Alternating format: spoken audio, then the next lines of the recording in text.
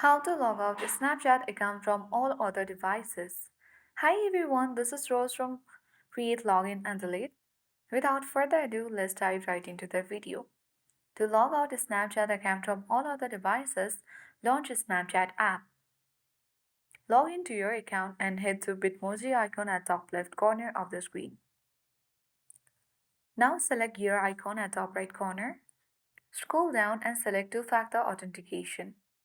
If you haven't turned on two-factor authentication, select continue button and here and a code will be sent to your number. Simply you need to verify your number and after that you will land on this two-factor authentication section where you will see forget devices option.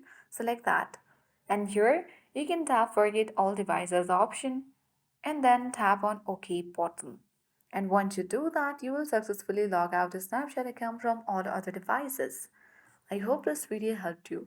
If you are new to our channel, hit the like button and subscribe. Thanks for watching and see you in the next video.